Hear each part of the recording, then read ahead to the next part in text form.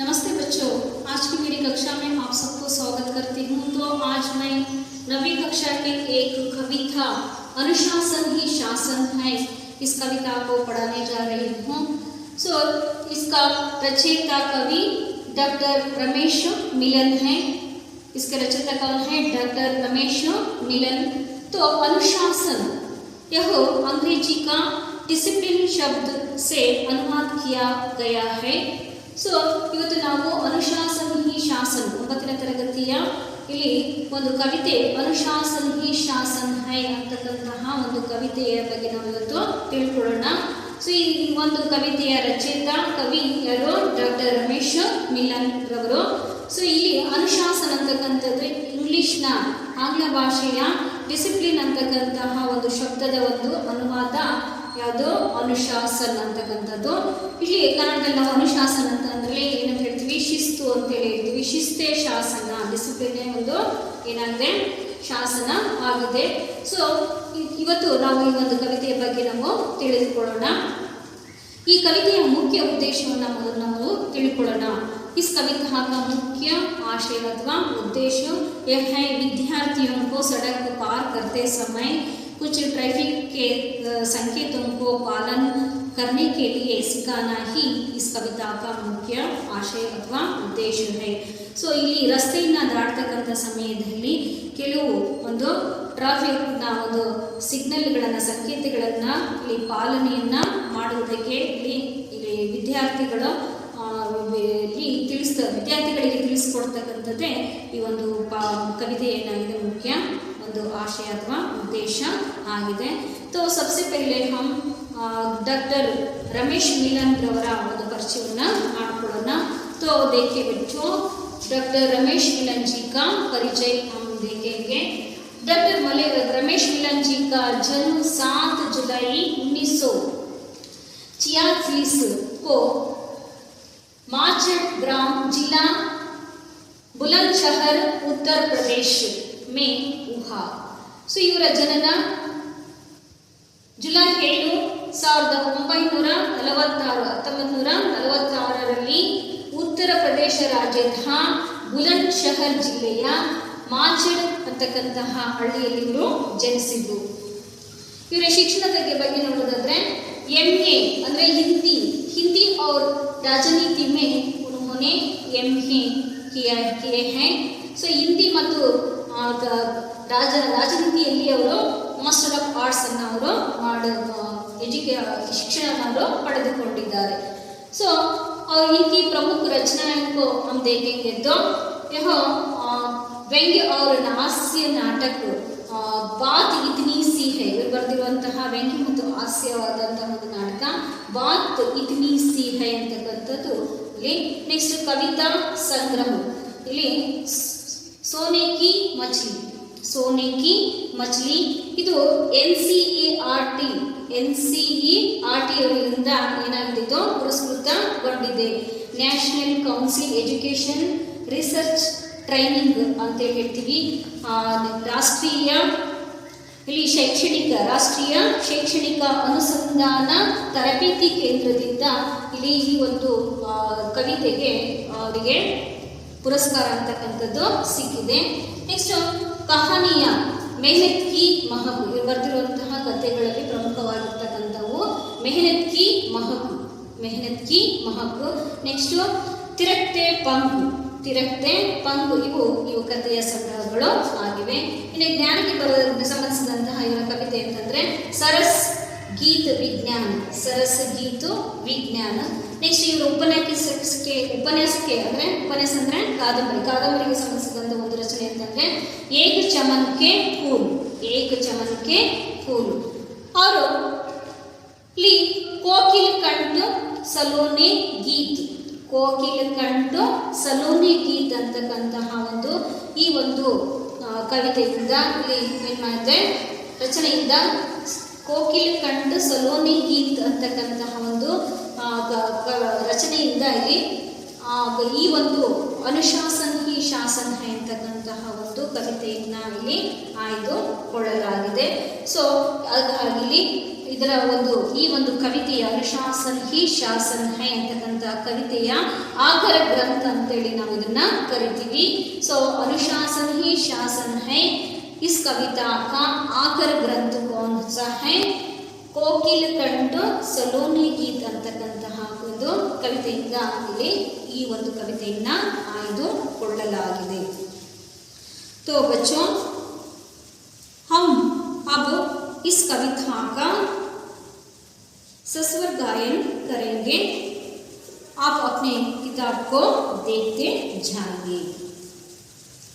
देखिए बच्चों, चलती बस में चढ़ो नहीं तुम और कभी मत कूदो. चलती बस में चढ़ो नहीं तुम और कभी मत कूदो. कभी सड़क पर जाकर बच्चों नहीं खेलने लगना. कभी सड़क पर जाकर बच्चों नहीं खेलने लगना. साइकिल पर हो पैदल कभी बेडर ना चलना. साइकिल पर हो पैदल कभी ना बेडर चलना. ना जाने क्यों हेलमेट बिन समझदार ये चलते. ना जाने क्यों हेलमेट बिन समझदार ये चलते. सिर तो आखिर अपना ही है इतना नहीं समझते. सिर तो आखिर अपना ही है इतना नहीं समझते. घर पर जो होते बार ना तो उनको गम की सौगात. घर पर जो होते बार ना तो उनको गम की सौगात. दुर्घटना हो जाए सड़क पर कभी ना आम चुराओ. दुर्घटना हो जाए सड़क पर कभी ना आम चुराओ. करो मदद घायल की फौरन अस्पताल पहुंचाओ. करो मदद घायल की फौरन अस्पताल पहुंचाओ. जीवन है अनमोल कोई ना होने पाए अनाथ. जीवन है अनमोल कोई ना होने पाए अनाथ. जगह जगह पर चौराहों पर जो संकेत दिए हैं. जगह जगह पर चौराहों पर जो संकेत दिए गए हैं. उनका पालन करने वाले सबके प्रिय रहे हैं.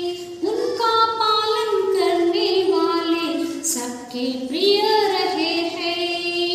जीवो और जीने दो का वे पाल रहे सिद्धांत. जीवो और जीने दो का वे पाल रहे सिद्धांत. वे पाल रहे सिद्धांत. बच्चों, सबसे पहले हम इस कविता में आए हुए कुछ नए शब्दों के अर्थ जानेंगे. ಸೊ ಈಗ ನಾವು ಈ ಕವಿತೆಯಲ್ಲಿ ಬರೆದಿರ್ತಕ್ಕಂತಹ ಹೊಸ ಶಬ್ದಾರ್ಥಗಳನ್ನು ನಾವೀಗ ತಿಳಿದುಕೊಳ್ಳೋಣ. तो देखिए बच्चों, बेडब बेडब यानी कि अंध धुंध ಅನ್ನಲ್ಲಿ ಏನಂತೀವಿ ಕುರುಡು ಅಂತೇಳಿ ಹೇಳ್ತೀವಿ ಕನ್ನಡದಲ್ಲಿ. ಸೊ बाट जोहना यानी कि प्रतीक्षा करना. बाट जोहना यानी कि प्रतीक्षा करना ಅಂತಂದ್ರೆ ಪ್ರತೀಕ್ಷೆಯನ್ನ ಮಾಡೋದು, ಕಾಯೋದು, ವೇಟಿಂಗ್ ಅಂತ ಹೇಳ್ತೀವಲ್ಲ ಅದು. ನೆಕ್ಸ್ಟ್ ಗಮ್ यानी कि दुख शोक, ಕನ್ನಡದಲ್ಲಿ ನಾವು ದುಃಖ ಶೋಕ ಅಂತೇಳಿ ಹೇಳ್ತೀವಿ. ಸೊ ನೆಕ್ಸ್ಟ್ सौगात यानी कि तोहफ और उपहार भेंट ಅಂತ ಕೂಡ ತೋಹಾಫನೇ ಕರೆಕ್ಟ್. ಸರಿ ಇದೆ, ಪಾಸ್ ಮಾಡಿದ್ದೆ. सौगात यानी कि तोहाफ ಮತ್ತೆ ಹೇಳ್ತೀವಿ ಉಪಹಾರ और भेंट ಹೇಳ್ತೇವೆ. ಸೊ आंख चुराना, आंख चुराना का मतलब सामने न आना ಅಂತಂದ್ರೆ ಕಣ್ಣು ತಪ್ಪಿಸ್ಕೊಂಡು ಹೋಗೋದು ಅಂತ ಹೇಳ್ತೀವಲ್ಲ, ಅಂತಂದ್ರೆ ನೋಡಿ ನೋಡ್ದಂಗೆ ಹೋಗ್ತಕ್ಕಂಥದ್ದು ಅಂತೇಳಿ आंख चुराना ಅಂತೇಳಿ ಕನ್ನಡದಲ್ಲಿ ನಾವು ಹೇಳ್ತೀವಿ. ಫೌರನ್ ಏನಕ್ಕೆ ತುರಂತ್ ಜಲ್ದಿ ಅಂತಂದ್ರೆ ಕನ್ನಡದಲ್ಲಿ ನಾವು ಹೇಳ್ತೀವಿ ಬೇಗ ಅಂತೇಳಿ ಹೇಳ್ತೇವೆ. अनमोल, अनमोल ಏನಕ್ಕೆ ಅಮೂಲ್ಯ, ಕನ್ನಡದಲ್ಲಿ ನಾವಿಲ್ಲಿ ಅಮೂಲ್ಯ ಅಂತೇಳಿ ಹೇಳ್ತೇವೆ.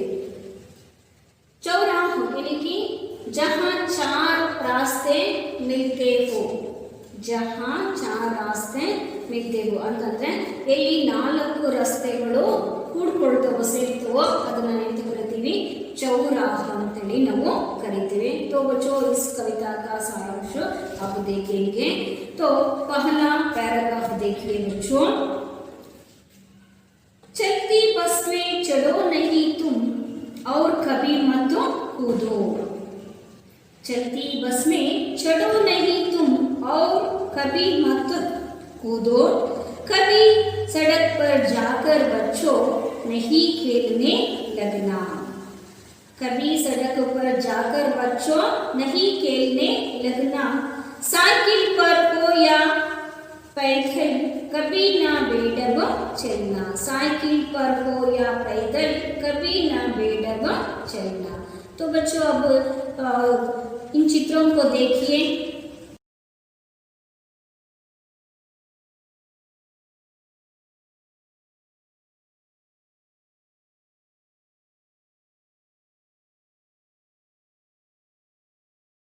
बच्चों इन चित्रों में आपने क्या देखा जान लेना. तो हमें क्या नहीं करना चाहिए, चलती बस में चढ़ो नहीं तुम और कभी मत कूदो. चलती बस में हमें क्या नहीं करना चाहिए बच्चों, आपने चित्र में देखा बस चल रही है, लोग कैसे उनके ऊपर चल रहे हैं और कूद रहे हैं. ಸೊ ಚಿತ್ರದಲ್ಲಿ ನೋಡಿದ್ರಲ್ಲ, ಬಸ್ ಹೋಗ್ತಿಕ್ಕಂಥ ಬಸ್ಸನ್ನು ಹತ್ತುತ್ತಾ ಇದ್ದಾರೆ, ಮತ್ತೆ ರೋಡ್ ಏನೇನು ಮಾಡ್ತಾರೆ ಜಂಪನ್ನು ಮಾಡ್ತಾ ಇದ್ದಾರೆ, ಮತ್ತೆ ಇಲ್ಲಿ ಡೋರಲ್ಲಿ ಎಷ್ಟು ಜನ ಏನು ಮಾಡಿದ್ದಾರೆ ಜನರು ಹತ್ಕೊಂಡಿದ್ದಾರೆ, ಇಲ್ಲಿ ಬೀಳ್ತಾರೇನೋ ಅನ್ನೋ ರೀತಿಯಲ್ಲಿ ಇದ್ದಾರಲ್ವಾ. तो यहाँ पर कवि क्या कह रहे हैं, कवि ಏನಂತ ಹೇಳ್ತಿದ್ದಾರೆ, चलती बस में चढ़ो नहीं तुम और कभी मत कूदो. ಹೋಗ್ತಾ ಇರ್ತಕ್ಕಂಥ ಬಸ್ ಮೇಲೆ ಏನು ಮಾಡಬಾರ್ದು, ಹತ್ತಬಾರ್ದು, ಮತ್ತೆ ಆ ಬಸ್ನಿಂದ ಏನು ಮಾಡ್ಬೋದು ಕೆಳಗೆ ನಾವು ಜಂಪನ್ನು ಹಾರಬಾರ್ದು, ಇಳಿಬಾರ್ದು ಅಂತಕ್ಕಂಥದ್ದನ್ನ ಇಲ್ಲಿ ಕವಿಲಿ ಹೇಳ್ತಾ ಇದ್ದಾರೆ. ಸೊ ಚಲ್ತಿ ಬಸ್ ಮೇ ಚढ़ो नहीं तुम और मत कूदो, चलती बस में क्या नहीं करना चाहिए, हमें चढ़ना नहीं चाहिए और कूदना नहीं चाहिए. ಹೋಗ್ತಕ್ಕಂಥ ಬಸ್ನಲ್ಲಿ ನಾವೇನು ಮಾಡಬಾರ್ದು, ಹತ್ತಬಾರ್ದು ಮತ್ತು ಇಳಿಯಬಾರ್ದು. ಏನಾಗುತ್ತೆ ಹೇಳಿದ್ರೆ ಹತ್ತಿದ್ರೆ ಏನಾಗುತ್ತೆ, ಒಮ್ಮೊಮ್ಮೆ ಇಲ್ಲಿ ಹಾರ್ತಕ್ಕಂಥ ಸಮಯದಲ್ಲಿ ಕೈ ಕಾಲುಗಳನ್ನು ಮುರ್ಕೊಳ್ಳಲಿಕ್ಕೆ ಚಾನ್ಸಸ್ ಇರುತ್ತೆ ಅಲ್ವಾ. तो और क्या कहते हैं, कभी सड़क पर जाकर बच्चों नहीं खेलने लगना. ಇಲ್ಲಿ ಕವಿ ಮತ್ತೇನು ಹೇಳ್ತಿದ್ರಲ್ಲಿ, ಇಲ್ಲಿ ರಸ್ತೆಯ ಮೇಲೆ ಮಕ್ಕಳು ಹೋಗ್ಬಿಟ್ಟು ಆಟವನ್ನು ಎಂದೂ ಕೂಡ ಆಟವನ್ನು ಆಡಬಾರ್ದು. ಯಾಕೆ ಇಲ್ಲಿ ಮಕ್ಕಳಿಗೆ ಎಲ್ಲ ಆಟ ಆಡೋದಕ್ಕೆ ಎಷ್ಟು ಜಾಗ ಇರುತ್ತೆ ಅಲ್ವಾ, सभी जगह मैदान है, सभी जगह छोड़कर बच्चे रोड में जाकर खेलने के लिए उनको कुछ क्रेज लगते हैं. ಸೊ ಅದೊಂದು ರೀತಿಯಾಗಿ ಕ್ರೇಜ್ ಆಗಿ ಅದವರು ಏನು ಮಾಡ್ತಾರೆ, ಅಲ್ಲಿ ಆಟವನ್ನು ಆಡಲಿಕ್ಕೆ ಹೋಗ್ತಾರೆ. ಅದಕ್ಕೆ ಇಲ್ಲಿ कवि ಹೇಳ್ತಾರೆ, कभी बच्चों को सड़क पर जाकर नहीं खेलना चाहिए. ಎಂದೂ ಕೂಡ ಇಲ್ಲಿ ಮಕ್ಕಳು ಏನು ಮಾಡಬಾರ್ದು, ರಸ್ತೆ ಮೇಲೆ ಹೋಗಿ ಆಟವನ್ನು ಆಡಬಾರ್ದು. ಯಾಕೆ ಆಡಬಾರ್ದು, ಅಲ್ಲಿ ರಸ್ತೆ ಮೇಲೆ ಯಾವಾಗಲೂ ಏನು ಮಾಡ್ತವೆ, ವೆಹಿಕಲ್ಗಳು ವಾಹನಗಳು ಚಲಿಸ್ತಾ ಇರ್ತವೆ. ಸೊ ಆ ಸಮಯದಲ್ಲಿ ಅಡ್ಡಕ್ಕೆ ಹೋದರೆ ಏನಾಗುತ್ತೆ, ಅವರ ಪ್ರಾಣವೇ ಹೋಗ್ತಕ್ಕಂಥದ್ದು ಇರುತ್ತೆ. ಅದಕ್ಕೋಸ್ಕರ ಇಲ್ಲಿ ಮಕ್ಕಳು ರಸ್ತೆ ಮೇಲೆ ಎಂದೂ ಕೂಡ ಹೋಗಿ ಆಟವನ್ನು ಆಡಬಾರ್ದು ಅಂತಕ್ಕಂಥ ಮಾತನ್ನು ಕವಿ ಇಲ್ಲಿ ಹೇಳ್ತಾರೆ. ಅವ್ರು ಕೇಳ್ತೆ ಮತ್ತೆ ಏನು ಹೇಳ್ತಾರೆ ಕೇಳಿ, साइकिल पर हो या पैदल कभी ना बेडब चलना. ನೋಡಿದ್ರೆ ಚಿತ್ರದಲ್ಲಿ ಸೈಕಲ್ ಮೇಗ ಹೋಗ್ಲಿ ಅಥವಾ ನಾವು ನಡ್ಕೊಂಡೇ ಹೋಗ್ಲಿ, ಇಲ್ಲಿ ನಾವು ಏನು ಮಾಡಬಾರ್ದು, ರಸ್ತೆಗೆ ಹೋಗುವಾಗ ಕभी बेडम न चलना, कभी बेडम न चलने की बेडम ಏನಕ್ಕೆ क्या है ಇಲ್ಲಿ ಅಂಧ ಧುಂದ್ ಅಂದ್ರೆ ನಾವು ಕೂರ್ಟ್ರಾಗಿ ನಾವು ರಸ್ತೆಗೆ ನಡ್ಕೊಂಡು ಹೋಗ್ತಾ ಇದ್ದೀವಿ, ನಾವು ಎಲ್ಲೋ ಗಮನವನ್ನು ಇಟ್ಕೊಂಡು ಬಿಟ್ಟು ಅಥವಾ ಇಲ್ಲಿ ನಾವು ಎಕಡೆನೋ ಆ ಕಡೆ ಈ ಕಡೆ ನೋಡ್ಕೊಂತ ನಾವು ಕಣ್ಣನ್ನು ಇಲ್ಲಿ ಮುಚ್ಕೊಂಡು ಹೋಗಬಾರ್ದು.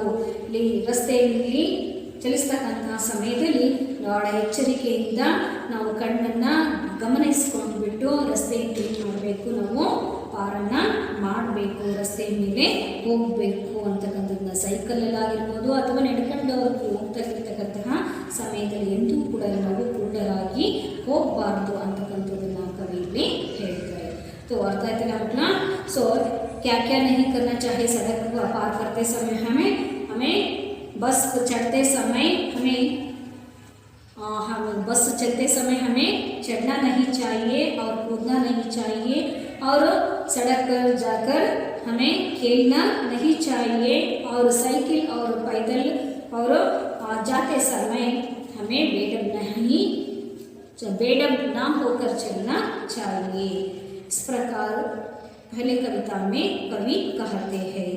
तो बच्चों और दूसरा पैराग्राफ देखिए, ना जाने क्यों हेलमेट बिन समझदार ना चलते, ना जाने क्यों हेलमेट बिन समझदार ये चलते, सिर तो आखिर अपना ही है इतना नहीं समझते, सिर तो आखिर अपना ही है इतना नहीं समझते, घर पर जोखते बाट इतना ना दो उनको गम की सौगात। तो बच्चों सबसे पहले इस वीडियो को देखिए।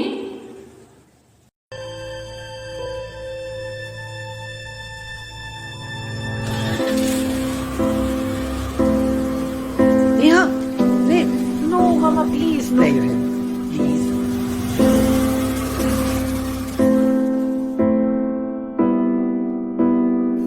Hey, I'll call you back.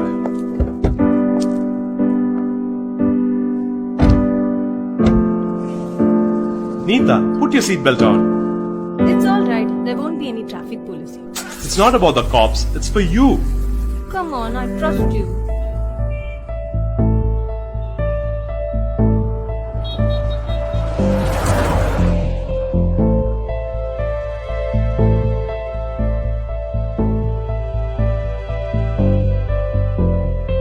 You? How dare you come to my house? Get out of here! Get out!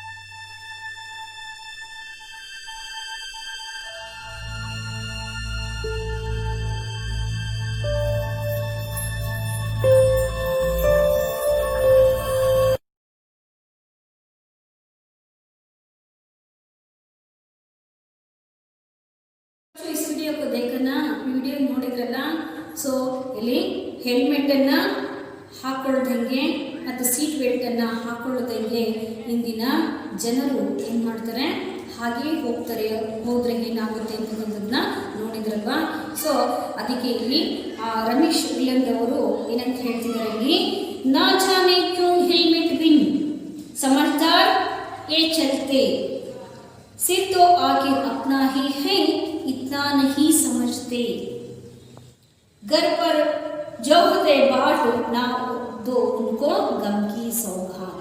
ಇಲ್ಲಿ ಹೆಲ್ಮೆಟ್ ಗೆ ಬಿನಾ कौन चल रहे हैं आजकल? समझदार ही, ತಿಳಿದಂತವರೇ। समझदार का मतलब क्या है?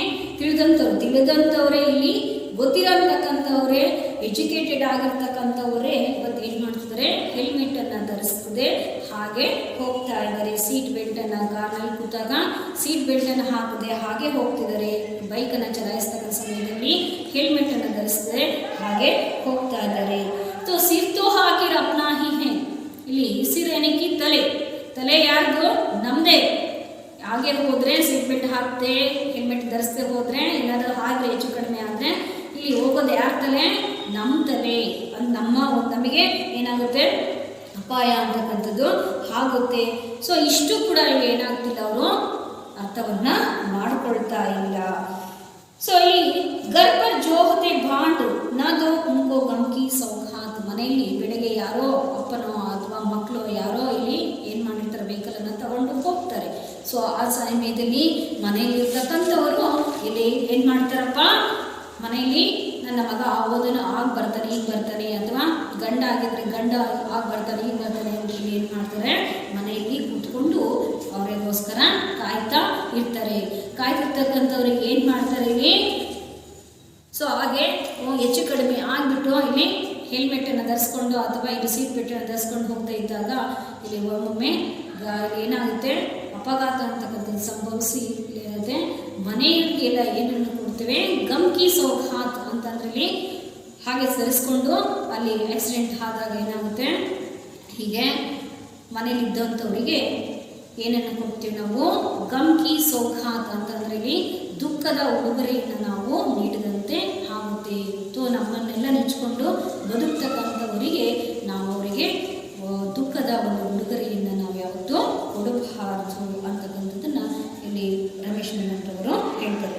ಗರ್ಭ ಜೋಹತೆ ಭಾಟ್ ಜೊತೆ ಬಾಂಟ್ ಜೋಹನ ಏನಕ್ಕೆ ಪ್ರತೀಕ್ಷಾ ಕರ್ಣ, ಮನೆಯಲ್ಲಿ ಬರ್ತಾರೆ ಈಗ ಬರ್ತಾರೆ ಅಂತ ಕಾಯ್ತಾ ಇರ್ತಕ್ಕಂಥವರಿಗೆ ಇಲ್ಲಿ ಏನು ಮಾಡಿದಂಗಾಗುತ್ತೆ, ಗಮ್ಕಿ ಸೌಗಾತ್ ಅವರಿಗೆ ಏನೇನು ನೀಡಿದಂತೆ ದುಃಖದ ಶೋಕದ ಒಂದು ಉಡುಗೊರೆಯನ್ನು ನಾವು ನೀಡಿದಂತಾಗುತ್ತದೆ। ಸೊ ಹಾಗಾಗಿ ನಾವು ಸದಾ ಹೆಲ್ಮೆಟನ್ನು ಮತ್ತು ಸೀಟ್ ಬೆಲ್ಟ್ಗಳನ್ನು ಧರಿಸ್ಕೊಂಡು ಹೋಗಬೇಕು ಅಂತಕ್ಕಂಥದ್ದನ್ನು ಇಲ್ಲಿ ಕವಿ ಹೇಳ್ತಾ ಇದ್ದಾರೆ।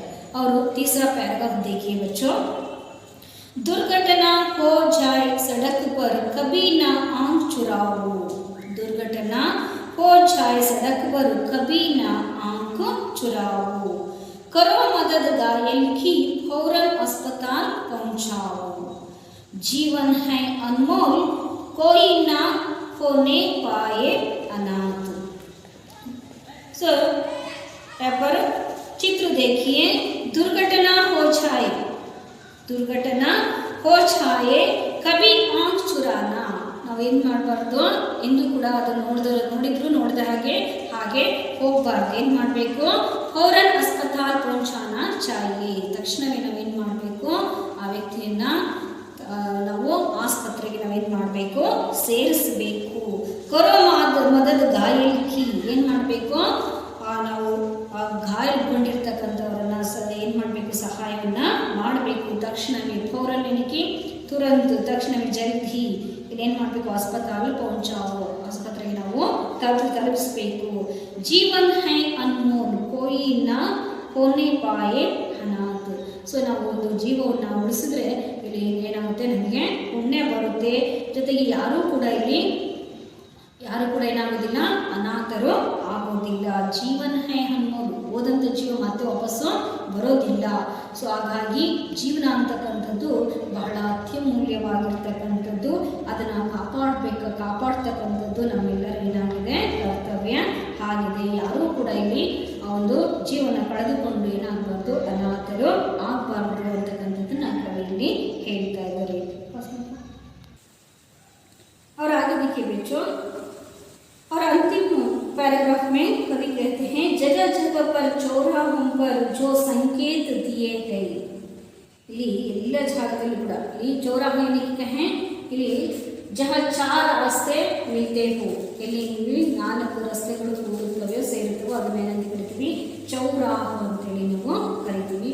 ಸೊ ಇಲ್ಲಿ ಈ ಒಂದು ರಸ್ತೆಗಳಲ್ಲಿ ಏನು ಕೊಡಲಾಗುತ್ತೆ, ಇಲ್ಲಿ ಸಂಕೇತಗಳನ್ನ ಇಲ್ಲಿ ನೀಡಲಾಗಿರುತ್ತೆ. ಮೊದಲೆಲ್ಲ ಇಲ್ಲಿ ಟ್ರಾಫಿಕ್ ಪೊಲೀಸ್ನವರು ಏನ್ ಮಾಡ್ತಿದ್ರು, ಒಬ್ಬ ಪೊಲೀಸು ಆ 4 ರಸ್ತೆ ಕೊಡ್ತಕ್ಕಂಥ ಸಮಯದ ಜಾಗದಲ್ಲಿ ಈ ರೀತಿಯಾಗಿ ಏನ್ ಮಾಡ್ತಿದ್ರು, ಆ ಕಡೆ ಹೋಗಿ ಈ ಕಡೆ ರೈಟ್ ಲೆಫ್ಟ್ ಅಂತೇಳಿ ಅಲ್ಲಿ ಒಂದು ಸೈಡನ್ನ ಬಿಡ್ತಕ್ಕಂಥದ್ದು, ಇನ್ನೊಂದು ಸೈಡನ್ನ ಸ್ಟಾಪ್ ಅನ್ನ ಮಾಡ್ತಕ್ಕಂಥದ್ದು ಮಾಡ್ತಿದ್ರು. ಈಗ ಇಲ್ಲಿ ಏನ್ ಆಗಿದ್ಲಿ, ಸೊ ಈ ವಾಹನಗಳ ಸಂಖ್ಯೆ ಹೆಚ್ಚಾಗಿದೆ. ಸೊ ತುಂಬಾ ರಸ್ತೆ ಸಿಟಿಗಳಲ್ಲಂತೂ ಇಲ್ಲಿ ಅನೇಕ ಕಡೆಗಳಲ್ಲಿ ಇಂತಹ ಒಂದು ಚೌರಾಹಗಳನ್ನು ನಾವು ಕಾಣ್ತೇವೆ. 4 ರಸ್ತೆಗಳು ಕೊಡ್ತಕ್ಕಂತಹ ಅನೇಕ ಜಾಗಗಳು ಬರ್ತವೆ. ಹಾಗಾಗಿ ಇಲ್ಲಿ ಏನ್ ಮಾಡಲಾಗ್ತದೆ, ಸೊ ಇವತ್ತು ಏನ್ ಮಾಡಲಾಗಿದೆ, ಸಿಗ್ನಲ್ಸ್ಗಳನ್ನ ಈ ರೀತಿಯಾಗಿ ಸಿಗ್ನಲ್ಸ್ಗಳನ್ನ ಇಲ್ಲಿ ರಸ್ತೆಗಳಲ್ಲಿ ಮಾಡಲಾಗಿದೆ. ಸೊ ಇವುಗಳನ್ನ ನಾವೇನ್ ಮಾಡಬೇಕು, ಸೊ ಇಲ್ಲಿ ಹೊರ ದೇಶಕ್ಕೂ ನಮ್ಮ ದೇಶದಲ್ಲಿ ನೋಡಿದ್ರೆ ಇವತ್ತು ಎಷ್ಟೇ ಸಿಗ್ನಲ್ಸ್ಗಳಿದ್ರೂ ಕೂಡ ಇಲ್ಲಿ ಅದನ್ನ ಏನ್ ಮಾಡ್ತಿದ್ದಾರೆ, ಅದನ್ನ ಪಾಲನೆಯನ್ನ ಮಾಡದೆ ಒಮ್ಮೆ ಏನ್ ಮಾಡ್ತಾರೆ, ಹಾಗೆ ಸಿಗ್ನಲ್ಸ್ಗಳನ್ನ ಬಂದರೂ ಕೂಡ ಇಲ್ಲಿ ಮೂವ್ ಮಾಡ್ಕೊಂಡು ಹೋಗ್ತಕ್ಕಂಥದ್ದನ್ನ ಇಲ್ಲಿ ನಾವು ಕಾಣ್ತೇವೆ. ಸೊ USA ಅಮೇರಿಕಾದಲ್ಲಿ ಈ ಒಂದು ಟ್ರಾಫಿಕ್ ಸಿಗ್ನಲ್ಸ್ಗಳನ್ನ ಹೇಗೆ ಫಾಲೋ ಅನ್ನ ಮಾಡ್ತಾರೆ ಮತ್ತು ನಮ್ಮ ಇಂಡಿಯಾದಲ್ಲಿ ಇಲ್ಲಿ ಹೇಗೆ ಮಾಡ್ತಾರೆ ಅಂತಕ್ಕಂಥ ಒಂದು ವಿಡಿಯೋದ ಮೂಲಕ ನಾವು ನೋಡೋಣ ಮಕ್ಕಳ.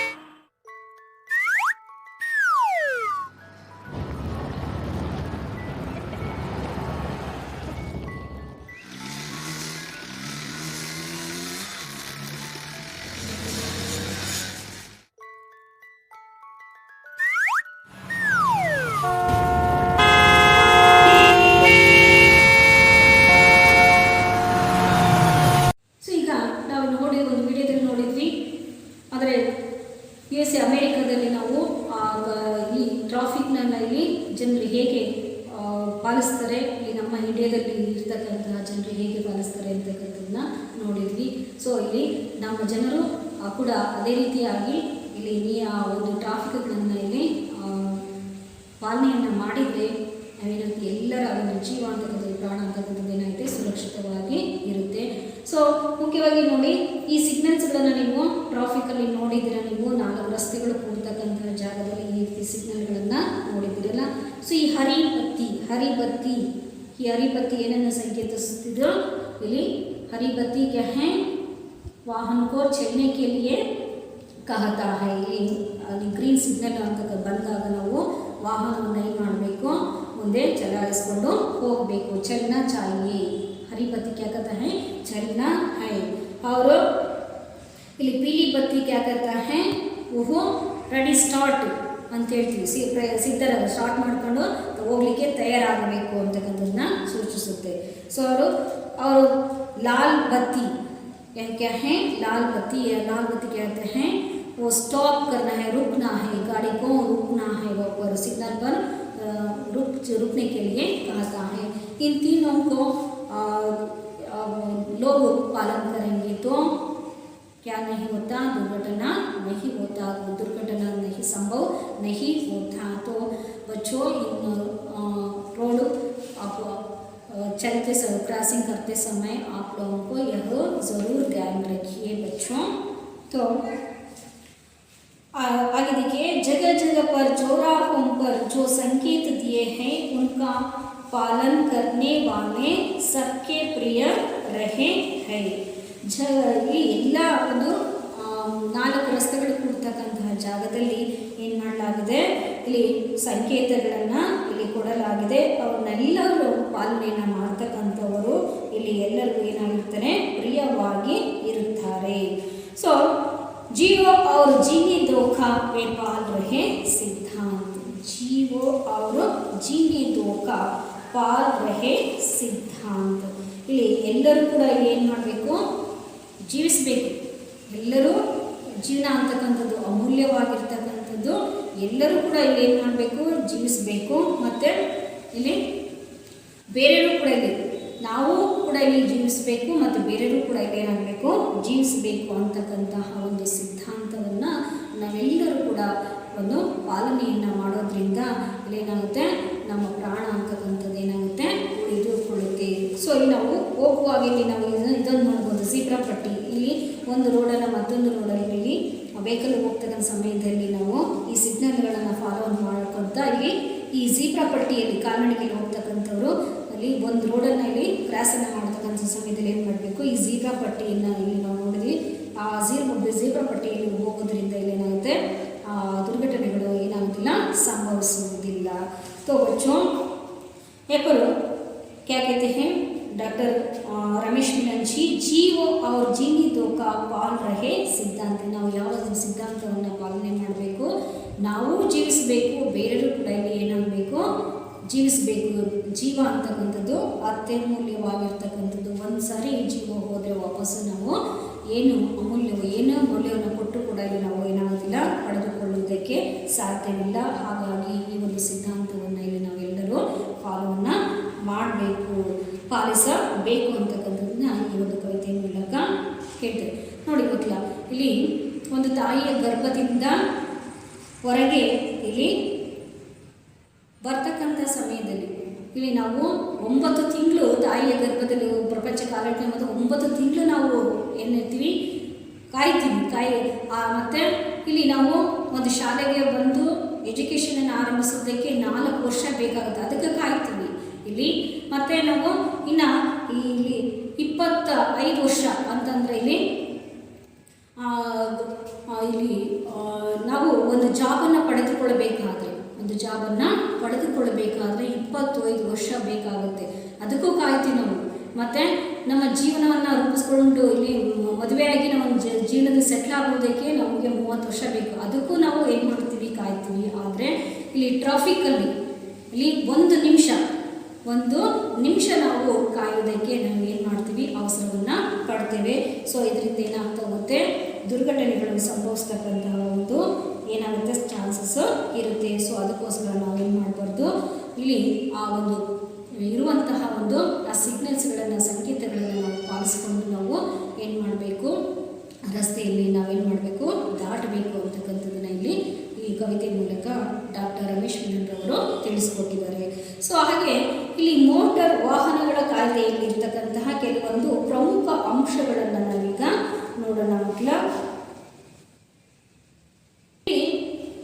ಈ ಒಂದು ಮೋಟಾರ್ ವಾಹನ ಕಾಯ್ದೆಯಲ್ಲಿ ಇರ್ತಕ್ಕಂಥ ಪ್ರಮುಖ ಅಂಶಗಳು, ಸಿಗ್ನಲ್ ಜಂಪ್ ಮಾಡಿ ಮುಂದಕ್ಕೆ ಹೋದರೆ 1000 ರೂಪಾಯಿ ದಂಡವನ್ನು ಹಾಕ್ತಾರೆ. ಕುಡಿದು ವಾಹನವನ್ನು ಚಲಾಯಿಸಿದ್ರೆ 10,000 ದಂಡ ಇದೆ.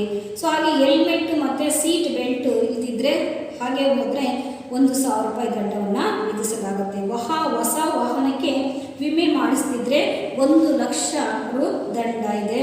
ಸೊ ಮೊಬೈಲ್ನಲ್ಲಿ ಮಾತನಾಡುತ್ತಾ ವಾಹನ ಚಲಾಯಿಸಿದರೆ 5,000 ದಂಡವನ್ನು ವಿಧಿಸಲಾಗುತ್ತೆ. ಇಲ್ಲಿ ಮತ್ತು ಆಂಬ್ಯುಲೆನ್ಸ್ಗೆ ದಾರಿ ಬಿಡದಿದ್ದರೆ 10,000. ಆಂಬ್ಯುಲೆನ್ಸ್ ಅಲ್ಲಿ ಹೋಗ್ತಾ ಇದ್ರೆ ರೋಡಲ್ಲಿ ಅದಕ್ಕೆ ದಾರಿ ಬಿಡಿದ್ರೆ ನಾವು ಏನಾಗುತ್ತೆ 10,000 ದಂಡವನ್ನು ಕಟ್ಟಬೇಕಾಗುತ್ತೆ. ಸಾರ್ವಜನಿಕ ಸ್ಥಳಗಳಲ್ಲಿ ಅತಿಯಾದ ವೇಗದಲ್ಲಿ ವಾಹನವನ್ನು ಚಲಾಯಿಸಿದರೆ 2,000 ದಂಡವನ್ನು ಹಾಕಲಾಗುತ್ತೆ. ನೆಕ್ಸ್ಟ್ ಅಪ್ರಾಪ್ತ ವಯಸ್ಸಿನಲ್ಲಿ ವಾಹನವನ್ನು ಚಲಾಯಿಸೋದಕ್ಕೆ ಅವರಿಗೆ ಬಿಟ್ಟರೆ ಇಲ್ಲಿ ಅಂಥವರು ಅಪ್ರಾಪ್ತ ವಯಸ್ಸಿನಲ್ಲಿ ವಾಹನವನ್ನು ಚಲಾಯಿಸಿದರೆ ಅವರಿಗೆ 25,000 ಏನಾಗುತ್ತೆ ದಂಡವನ್ನು ಇಲ್ಲಿ ವಿಧಿಸಲಾಗುತ್ತೆ. ಸೊ ಇಲ್ಲಿ ಡಾಕ್ಟರ್ ರಮೇಶ್ ಮಿಲನ್ ರವರ ಈ ಒಂದು ಕವಿತೆಯ ಮುಖ್ಯ ಉದ್ದೇಶವೇನಪ್ಪ ಅಂತಂದರೆ, ಇಲ್ಲಿ ಅನುಶಾಸನ ಹಿ ಶಾಸನ ಹೇ, ನಾವು ಇಲ್ಲಿ ರಸ್ತೆಯ ನಿಯಮಗಳನ್ನು ಇಲ್ಲಿ ನಾವು ಏನು ಮಾಡಬೇಕು, ಪಾಲನೆಯನ್ನು ಮಾಡಿ ಮತ್ತು ನಮ್ಮ ಜೀವವನ್ನು ಉಳಿಸ್ಕೊಳ್ಳಿ ಅಂತಕ್ಕಂಥದ್ದೇ ಈ ಒಂದು ಈ ಕವಿತೆಯ ಮುಖ್ಯ ಉದ್ದೇಶ ಆಗಿದೆ ಮಕ್ಕಳೇ. ಕೆಲವೊಂದು ರಸ್ತೆಯಲ್ಲಿ ಒಂದು ಹಳದಿ ಲೈನನ್ನು ಹಾಕಿರ್ತಾರೆ. ಅದು ಏನಾಗುತ್ತೆ, 2 ವೇ ಇರುತ್ತೆ. ಏನಾಗುತ್ತೆ, ಈ ವಿಡಿಯೋ ಮೂಲಕ 2 ವಿಡಿಯೋಗಳನ್ನು ಇವಾಗ ನೋಡಿ ಮಕ್ಕಳೇ.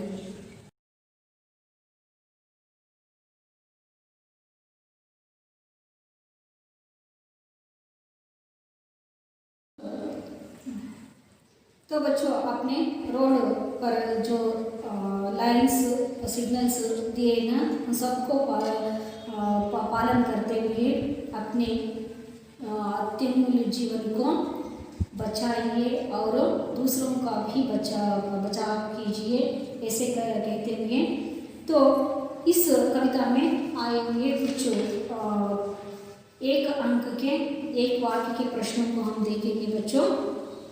चलती बस में क्या नहीं करना चाहिए बच्चों, बताइए।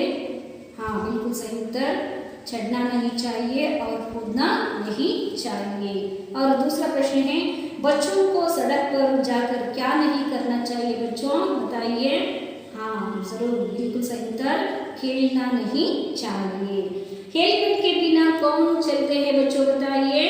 हाँ, बिल्कुल सही उत्तर, समझदार लोग ही हेलमेट के बिना चलते हैं। ತಿಳಿದಂತವರೇ ಹೆಲ್ಮೆಟ್ ಇಲ್ಲದೆ ಏನು ಮಾಡ್ತಾರೆ, ರಸ್ತೆಯಲ್ಲಿ ವಾಹನವನ್ನು ಚಲಾಯಿಸ್ತಾರೆ। और चौथा प्रश्न है, बांट जो होने वालों को क्या नहीं देना चाहिए। ಬಾಂಡ್ ಅಂದರೆ ಇಲ್ಲಿ ಮನೆಯಲ್ಲಿ ಕಾಯ್ತಿರ್ತಕ್ಕಂತಹವರಿಗೆ ಏನನ್ನ ಇಲ್ಲಿ ಕೊಡಬಾರ್ದು, ಗಮ್ಕಿ ಸೌಗಾತ್ ಅಂತಂದರೆ ದುಃಖದ ಉಡುಗೊರೆಯನ್ನು ನಾವು ಮನೆಯವರಿಗೆ ಕೊಡಬಾರ್ದು। बिल्कुल सही उत्तर बच्चों। और 5वां प्रश्न, घायलों को फौरन कहाँ पहुँचाना चाहिए। घायलों को फौरन कहाँ पर पहुँचाना चाहिए बच्चों, बताइए। हाँ, बिल्कुल सही उत्तर, अस्पताल पहुँचाना चाहिए। ಆಸ್ಪತ್ರೆಗೆ ನಾವು ಗಾಯಗೊಂಡವರನ್ನು ತಕ್ಷಣ ಏನು ಮಾಡಬೇಕು, ನಾವು ತಲುಪಿಸಬೇಕು। और 6वां प्रश्न, क्या अनमोल है, ಯಾವುದು ಅತ್ಯಮೂಲ್ಯವಾಗಿದೆ ಮಕ್ಕಳ। हाँ, बिल्कुल सही उत्तर, जीवन अनमोल है। क्या अनमोल है, जीवन अनमोल है। और 7वां प्रश्न है, चौराहों पर क्या दिए गए हैं, बताइए बच्चों। हाँ, बिल्कुल सही उत्तर, चौराहों पर संकेत दिए गए हैं, लाल बत्ती, पीला बत्ती और हरा बत्ती दिए गए हैं। सो इनका हमें क्या करना चाहिए, पालन करना चाहिए। तो बच्चों, आप इस कविता से ज़रूर सड़क पार करते समय, वाहन को चलाते समय आपको जो संकेत दिए गए हैं उसे आपको पालन करना चाहिए और ज़रूर करेंगे, तो नहीं तो क्या होगा आपने देख लिया ना। ಸೊ ನೀವು ರಸ್ತೆಯನ್ನು ಪಾರು ಮಾಡತಕ್ಕಂಥ ಸಮಯದಲ್ಲಿ ರಸ್ತೆಯಲ್ಲಿ ವಾಹನವನ್ನು ಚಲಾಯಿಸ್ತಕ್ಕಂಥ ಸಮಯದಲ್ಲಿ ಚೌರಾಹಾದಲ್ಲಿ ಇರ್ತಕ್ಕಂತಹ ಒಂದು ಸಂಕೇತಗಳನ್ನು ನೀವೆಲ್ಲರೂ ಕೂಡ ಇಲ್ಲಿ ಪಾಲನೆಯನ್ನು ಮಾಡ್ತೀರಲ್ವಾ? ಖಂಡಿತ ಮಾಡ್ತೀರಾ. ಸೊ ಇಲ್ಲಿ ಮಾಡದೇ ಇದ್ದರೆ ಏನಾಗುತ್ತೆ ಅಂತೇಳಿ ನೀವೆಲ್ಲ ನೋಡಿದ್ರಲ್ವಾ? ಸೊ ಹಾಗಾಗೋದು ಇಲ್ಲಿ ಬೇಡ. ಸೊ ಎಲ್ಲರ ಒಂದು ಜೀವ ಅಂತಕ್ಕಂಥದ್ದು, ಪ್ರಾಣ ಅಂತಕ್ಕಂಥದ್ದು ಅತ್ಯಮೂಲ್ಯವಾಗಿರ್ತಕ್ಕಂಥದ್ದು. ಸೊ ನಾವು ಇಲ್ಲಿ ಸುರಕ್ಷಿತವಾಗಿರಬೇಕು ಮತ್ತು ಜಿಯೋ ಅವರು ಜೀವಿತು ಅಂತಕ್ಕಂತಹ ಒಂದು ಸಿದ್ಧಾಂತವನ್ನು ನಾವೆಲ್ಲರೂ ಪರಿಪಾಲನೆಯನ್ನು ಮಾಡೋಣ ಅಂತೇಳಿ ಹೇಳ್ತಾ, ಸೊ ನಿಮ್ಮೆಲ್ಲರಿಗೂ ಈ ಒಂದು ಕವಿತೆಯ ಮೂಲಕ ಈ ಒಂದು ಸಡಕ್ ಪಾರ್ करते समय हमें जो क्या ध्यान रखना चाहिए, ರಸ್ತೆಯನ್ನು ಪಾರು ಮಾಡ್ತಕ್ಕಂಥ ಸಮಯದಲ್ಲಿ ನಾವು ಏನನ್ನು ನಾವು ಗಮನಿಸ್ಕೊಳ್ಬೇಕು ಅಂತಕ್ಕಂಥದ್ದನ್ನ ಈ ಕವಿತೆಯಿಂದ ನೀವೆಲ್ಲರೂ ತಿಳ್ಕೊಂಡ್ರಿ. ಸೊ इस कविता में से संबंधित कुछ गृह कार्य के प्रश्न देती हूँ बच्चों. ಸೊ ಈ ಕವಿತೆಗೆ ಸಂಬಂಧಿಸಿದಂತಹ ಒಂದು ಕೆಲವು ಒಂದು ಪ್ರಶ್ನೆಯನ್ನು ನಿಮಗೆ ಗೃಹ ಕಾರ್ಯಕ್ಕೆ ಕೊಡ್ತಾ ಇದ್ದೀನಿ. ಸೊ लिखिए और अपने अध्यापकों को दिखाइए. पहला प्रश्न है, चौराहों पर दिए गए संकेतों को विस्तार से बताइए. ಸೊ ಇಲ್ಲಿ ಚೌರಾಹ 4 ರಸ್ತೆಗಳು ಕೂಡ್ತಕ್ಕಂತಹ ಒಂದು ಆ ಚೌರಾಹನಲ್ಲಿ ಅಲ್ಲಿ ಕೊಟ್ಟಿರ್ತಕ್ಕಂತಹ ಸಂಕೇತಗಳನ್ನು ನೀವು ಏನು ಮಾಡಬೇಕು, ವಿಸ್ತಾರವಾಗಿ ನೀವು ಬರೀಬೇಕು. ಸೊ दूसरा प्रश्न, दुर्घटना से बचने के कोई 2 उपाय लिखिए. ದುರ್ಘಟನೆಯಿಂದ ನಾವು ಉಳಿದುಕೊಳ್ಳಬೇಕಾದ್ರೆ ಯಾವುದಾದ್ರೂ 2 ಉಪಾಯಗಳನ್ನು ಬರೆಯಿರಿ ಅಂತಕ್ಕಂಥದ್ದು ಎರಡನೇ ಪ್ರಶ್ನೆ. दुर्घटना से बचने के कोई 2 उपाय लिखिए. सो लिखेंगे ज़रूर आप और पालन भी करेंगे, ऐसा आशा करते हुए बच्चों आज की मेरी कक्षा को यही समाप्त करती हूँ. दूसरी कक्षा में अब अगले कक्षा में हम फिर मिलेंगे बच्चों. तब तक के लिए नमस्कार.